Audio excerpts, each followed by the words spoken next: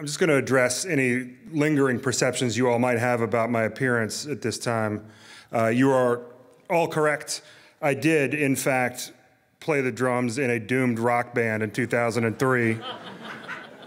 You nailed it.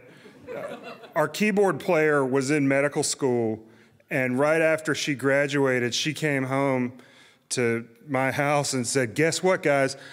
I just got an incredible residency at Brigham and Women's. I'm going to be moving up there from Virginia in 2 months. My medical career is on fire. This is going to go great." And I was the only person in the room who said, "Yeah, but what about the band?" I lived in a house that was just exactly the color of a bunch of dirty Band-Aids, and my van, actually, I held the taillights into my van with a series of bumper stickers. And that's fine if you have a cool rock band, but if your rock band breaks up, then I'm just a dude with a busted house and a crappy van. And instead of like working on a career or going to grad school or learning to code or anything like that, I just spent a lot of time focusing on this new website in 2003 called hotornot.com, which is a lot like Tinder except for not as deep. And I would just look at the profiles of women that lived in other countries very far away from wherever I was, and just imagine that I had a cool girlfriend in some whole other country and none of the problems that I lived with, and that everything was going wonderfully.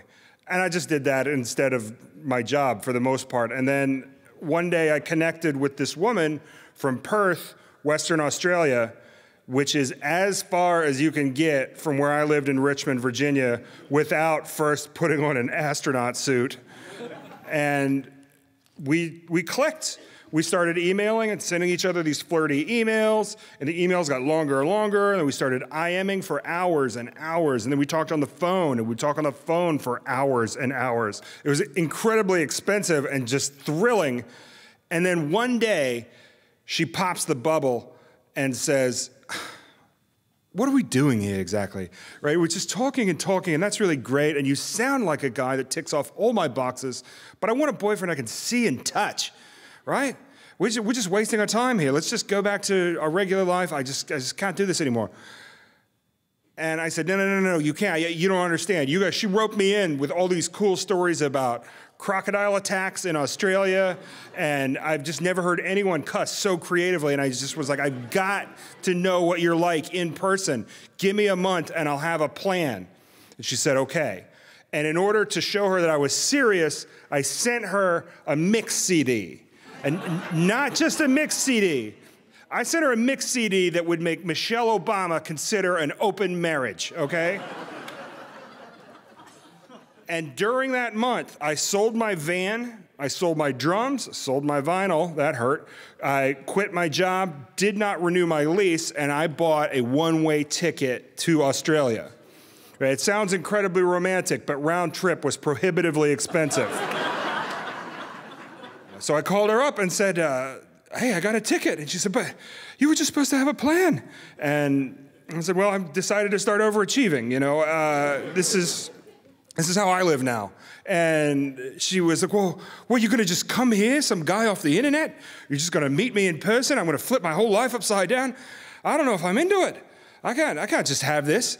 And I said, look, I understand where you're coming from. And from your perspective, I see why you're saying that. But I need you to consider my perspective, okay? Because some guy is coming to visit you. But I just sold all my stuff. So I'm either going to meet you in the Sydney airport, or I am going to have to move to the Sydney airport because I don't have a house anymore.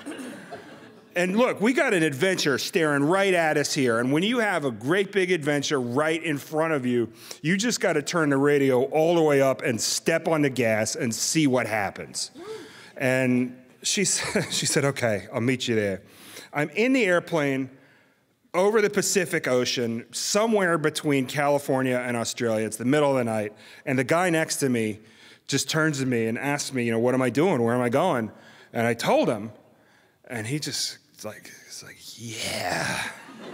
So of course, he's holding a beer. Yeah. And all right, cheers, mate. Pops the beer. Hope she shows up. I was like, what do you mean, hope she shows up?